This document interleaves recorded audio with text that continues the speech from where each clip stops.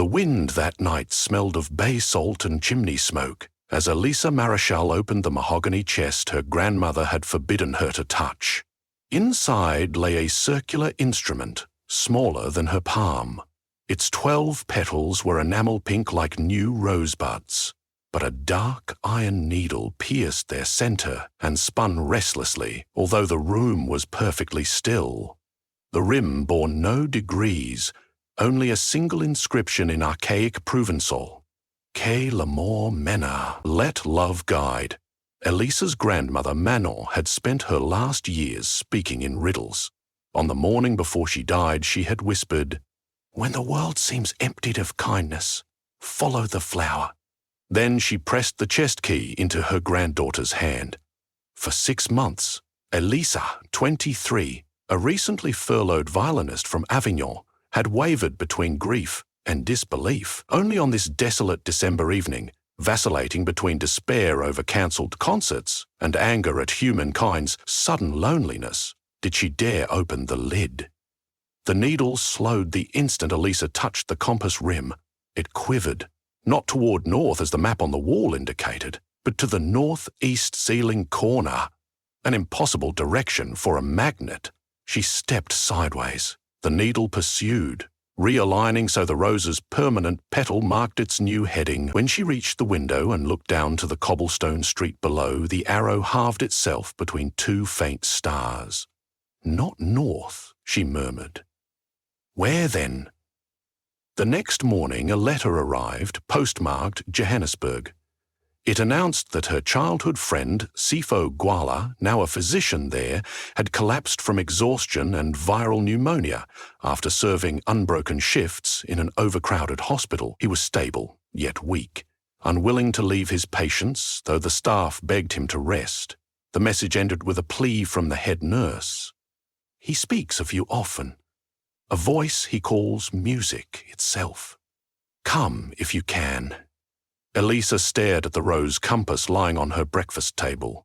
The needle pointed south, southwest, exactly toward South Africa. She checked again with an ordinary compass.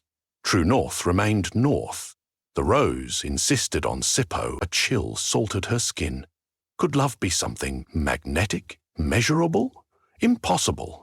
But her grandmother had told stories of ancestral women who travelled by the pulse in the petal, reaching places unseen. Elisa sold what little jewellery remained from her concert years, bought the cheapest ticket to Johannesburg, and boarded an almost empty flight in the middle of a pandemic. The stewardess gave her 3 rows to herself. Overhead vents hissed. Anxiety throbbed behind every mask. Elisa placed the rose compass on the fold-down tray. Its needle pointed ahead through the fuselage, unwavering, and her heartbeat settled into its steady rhythm. During the layover in Doha, she read through her grandmother's diaries bundled in her carry-on. One entry, dated 1943, described a clandestine operation escorting orphaned Jewish children across the Pyrenees. Manon wrote of a flowered dial that guided me beyond checkpoints, not to safety alone, but to the place where someone was about to risk everything for another. She had hidden the compass afterward, fearing what would happen if it reached calculative hands. Elisa pictured modern militaries or tech giants analyzing the object, charting love vectors, weaponizing altruism. She wrapped the rose instrument in her scarf and clutched it through the second flight. Johannesburg struck her like shakily tuned percussion, heat rippling above tarmac, vuvuzela bleats from a distant stadium, the icy hospital lobby air conditioner. She was led to Sifo's ward, where monitors blinked green constellations around his narrow bed. His cheeks were hollow, but his eyes warmed when they noticed her. "Elisa," he rasped. "I dreamed you played Bach in a hall filled with masks instead of faces." She removed her violin from its case. She'd insisted on carrying it as hand luggage, and stood at the foot of his bed. Nurses halted to listen. She played the saraband from the D minor partita. Every note held longer than usual, letting grief stretch until it shimmered like blown glass. Sippo wept silently.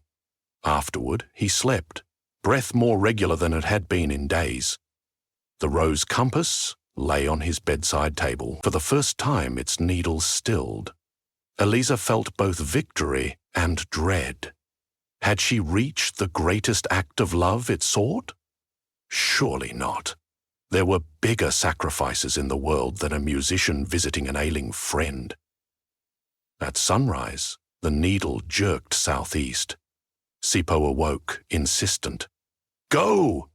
Someone else needs you." His tone brooked no refusal, echoing their childhood pact to chase wonder wherever it hid. Elisa hugged him, then traced the needle's pull to Kwaimashu Township near Durban. There she found a community centre that doubled as a food bank. Volunteers were dwindling. The manager, Zanile, had worked 36 hours straight. Elisa offered her arms and, come evening, her violin. The children lined up, bowls in hand and stories in eyes. She played folk tunes they recognised, shy shoulders loosened, feet stamped dusty syncopations. For a moment, hunger paused to breathe. Again, the compass rested overnight before veering elsewhere. To a field clinic in Beira, Mozambique, inundated after a cyclone. To a monastery in Aleppo, where monks shielded orphan girls from shell fire.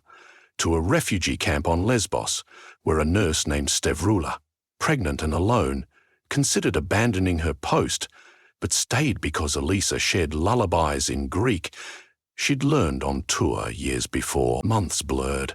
Whenever the compass pointed, she followed, by rattling buses, battered ferries, desert trucks. She mended nets in Senegal, taught scales in Bolivia, repainted a bombed school in Syria turquoise because the children had never seen an ocean. She slept little, lived mostly on donated flatbread and coffee, strong as river stones. Yet a luminous vitality filled her. In each place she witnessed love's eruption, a midwife donating her only mask to a coughing stranger, a smuggler refusing payment from a family that had lost everything but hope. The compass rotated toward these acts like a sunflower to the sun. Still, Elisa wondered, what defined the greatest act of love in the world? Each selfless gesture felt incomparable, yet the arrow kept searching, suggesting a culmination. One autumn dawn, on the edge of a Saharan salt flat, her phone buzzed with a Johannesburg number. Sifo's voice, stronger, soared through static. "I'm discharged," he announced. "But the clinic at Andlevu is desperate. I'm heading there. Where are you?" "Algeria," she laughed, shivering in desert chill. "Chasing your grandmother's petal." "Then our paths may cross again." He paused. "Be careful, Elisa." She wanted to ask him something that had flowered quietly between them for years, but the signal died. Weeks later, she reached Budapest to play in a subway tunnel where flood refugees huddled. While she tuned under flickering fluorescent tubes, a teenage boy named Andres told her of a plan to blow up the Danube Bridge that night. His older brother, convinced the government had abandoned their inundated village, intended to make the city listen through destruction. Andres had stolen the detonators, but feared being hunted. He thrust a knapsack into Elisa's hands and sobbed. "He'll kill himself with it," he said.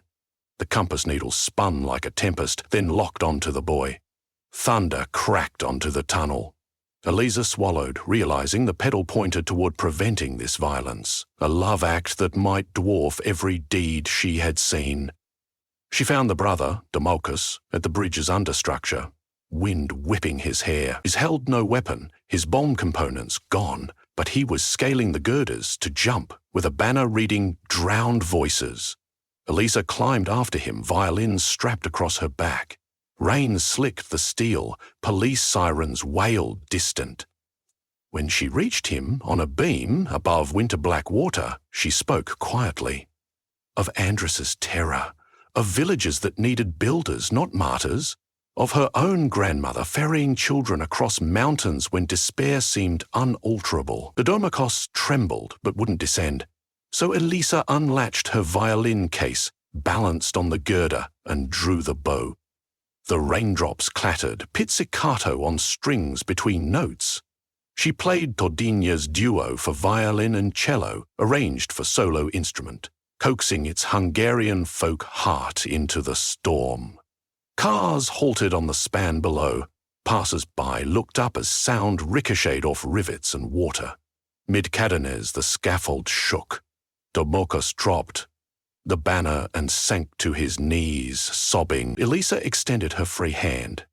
He took it. Police escorted them both to safety. Charges were lessening thanks to the missing bomb materials. Domokos, now compelled toward restorative work, began coordinating relief shipments instead of devastation. Andras embraced his brother outside the station. Elisa watched, soaked, fingers frozen stiff around wood and horsehair, heart thrumming with its own rehearsal applause. Yet the compass, miraculously undamaged despite the downpour, continued, arrow unwavering southwest. Bewildered, Elisa booked a ferry across the Adriatic, then trains through Italy and France, arriving finally in a small village near the Pyrenees, Samak-Down-de-Sarenne, her grandmother's birthplace. Snow had dusted the stone roofs. In the cemetery at the hill's crest, the needle pointed straight down into the earth beneath an unmarked slab. Elisa knelt, brushed moss aside, and revealed faint chisel strokes. MG192111984. Je vous pardonne. I forgive you. Manon had always said her husband died in Algeria during the War of Independence, body unrecovered. Now Elisa learned he had been buried here all along. Parish archives disclosed the truth. Gabriel Marechal deserted in 1957, broken by atrocities he witnessed. He stole home across the Mediterranean, expected reunion, but Manon turned him away, calling him a coward. While still nursing war orphans, months later, racked with fever, he died in a shepherd's barn. The priest, bound by confession secrecy, interred him anonymously. Manon had visited the grave in secret each year, leaving a single rose. Elisa collapsed onto the frozen grass. Her throat ached as though she had played all night. The greatest act of love, whispered through time, was not a spectacular sacrifice witnessed by crowds, but forgiveness, a quiet blooming of mercy for someone who had failed. The compass had borne her across continents to learn what her grandmother considered her life's summit of compassion, forgiving the man she once condemned. Elisa wept until her tears melted small craters in the snow. When she lifted the compass, the needle no longer moved. It had fused with the rose's central screw, becoming a still, black stamen. The saga was complete. No further act surpassed the moment she now held inside. The knowledge that love's pinnacle might be a hush rather than a hymn, an absolution rather than an intervention. She bought tools in town, cleared the grave's weeds, and carved the names fully. Gabriel Marechal, beloved husband, forgiven and forgiving. Beneath, she etched a second line, Manon Marechal, who followed the flower. That night in the shepherd's barn where Gabriel had breathed his last, Elisa built a small fire. She removed the violin and played for no audience but the wind sneaking through slats. She played the saraband again, letting each note forgive the one before it. The wood warmed under her chin. Stars peered like watchful eyes. In morning light, she placed the rose compass atop the grave and covered it with soil. If mercy was indeed the world's magnetic south, then the dial had reached its pole. Better it rest here than be exploited by those seeking glory rather than grace. Months passed. Elisa returned to Avignon, resuming cautious performances as theatres reopened. Reviewers praised her playing as newly expansive, full of unexpected silences that disturbed and consoled in equal measure. She smiled at that. Between concerts, she taught music to children of displaced families, scrawling notes on second-hand staves. Sometimes she checked the earth above her grandparents' remains when visiting. She never saw the compass again. Perhaps roots had clasped it, or some traveller, guided by stranger currents, had dug it free. One spring afternoon, a letter arrived, hand-carried by a courier with Durban postmarks. A pressed rose between parchment folds and a note. Your melody saved lives. I keep hearing it in clinic corridors. Come visit when ready. Sippo. She'd booked a flight, packing her bow and a bouquet of Provençal roses. As the plane rose above clouds, Elisa watched the sky's compassless blue. Within her chest, a fresh arrow stirred, not pointing but widening, a radius rather than a vector. Love, she understood, didn't merely direct, it expanded, letting one become latitude for another. She closed her eyes, listening to the engine hum sync with her heartbeat, every vibration a petal unspooling toward untouched horizons.